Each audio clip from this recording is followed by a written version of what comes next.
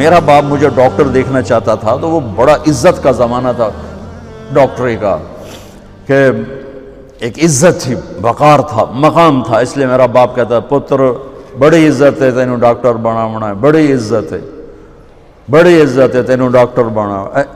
اچھا، وہ دیہاتی آدمی تھے، دو باتیں کہتے تھے، بڑی عزت ہے بڑا پیسہ ہے، بڑی عزت ہے بڑا پیسہ۔ وہ اللہ نے پہلے ہی دیا ہوا تھا، لیکن وہ پیسے کا ذوق کس کو نہیں ہے، کس کو شوق نہیں، میرا پوتر تینوں ڈاکٹر بناونا ہے، بڑی عزت بڑا۔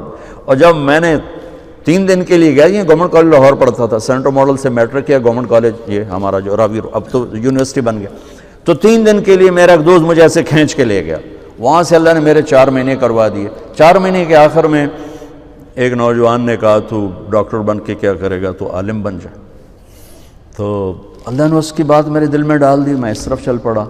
جب میں نے گھر آ کے بتایا تو میرے باپ، اچھا اس دور میں ڈاکٹر ایک قداور شخصیت تھی اور مولوی ایک پست ترین گندگی کا کیڑا، یہ کیفیت تھی۔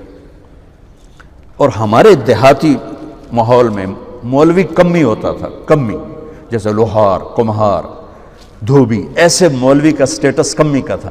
تو میرا باپ کہے تو کمی بڑوں ہیں، تو میری نک وڈھاؤں ہیں، تو کرو کی ہیں، تو میں نے کسے پاسے ران دیونا ہے، جیون دیونا ہے کہ نہیں جیون دیونا۔ سارے علاقے دے ذمہ دار جو ہیں میں نے لانتاں کریں دیں کہ تیرا پوتر تو مولوی بندا پیدا بن سی کی۔ تو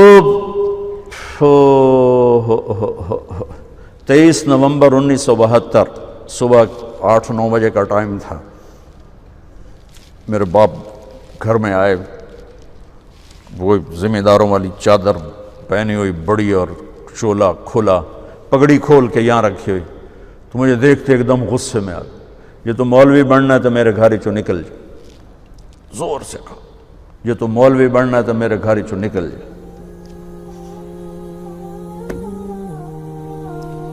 مجھے تو نہیں پتا تھا کہ اللہ تعالیٰ مجھے وہاں پہنچانے والا ہے کہ جہاں ڈاکٹر میرے آگے بیٹھ کے میری بات سنے۔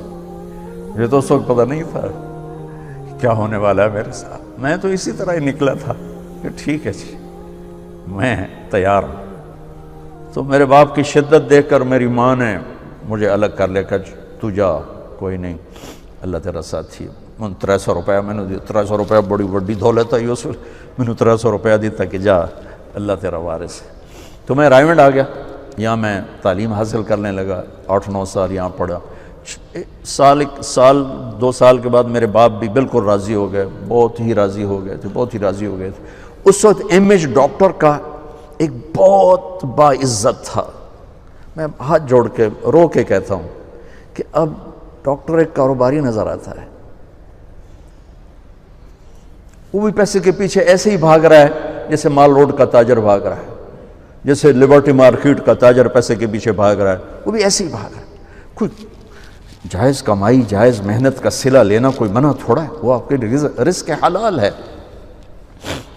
میں کینیڈا میں گیا ہوا تھا، میرے یہ سر درد بہت شدید ہوتا ہے، تو وہاں وہ بوٹاکس نیا طریقہ ٹیکے لگاتے ہیں، تو کچھ دن گزر جاتے ہیں، تو مجھے پتہ نہیں تھا یہاں کوئی لگاتا ہے کہ نہیں لگاتا۔ تو میں کینیڈا گیا، وہ جاننے والے ڈاکٹر تھے پاکستانی، تو پارکنسن کے 5 بڑے ڈاکٹروں میں ایک ان کا نام آتا ہے۔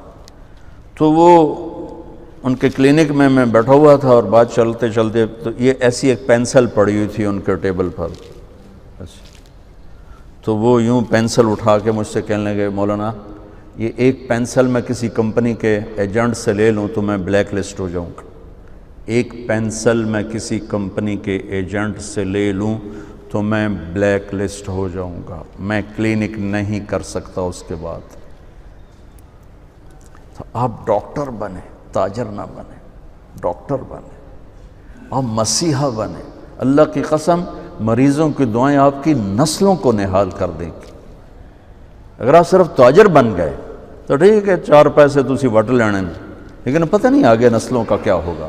اور اگر آپ مسیحا بنے، ڈاکٹر بنے، مریضوں کی دعائیں لیں، پشتیں آپ کی اس کو بیٹھ کے کھائیں گے کہ دکھی کی دعا اللہ کے عرش کو ہلا دیتے اور درد مند کی دعا فرشتوں کو رلا دیتے۔ اب وہ ہستیاں ہیں جو درد مندوں کی دعائیں روزانہ لے سکتے، اور صرف آج کا دن نہیں گزار سکتے، آپ اپنی نسلوں کو خوبصورت فیوچر دے کے جا سکتے کہ دعاؤں کی طاقت موت کے بعد بھی چلتی رہتی۔ میں آپ کا زیادہ وقت لے چکا ہوں، معافی چاہتا ہوں، تو اگر کوئی بات میری بری لگی ہو تو آپ مجھے اللہ کے واسطے معاف فرما دیں۔ بہرحال احباب جمع ہے، میر حال دل کہہ لے، پھر التفات دل دوست نہ رہے نہ رہے۔ السلام علیکم۔ ونرسل العطر من روض الهدى الزاهي ويشرق السلم أنوارا وأنوارا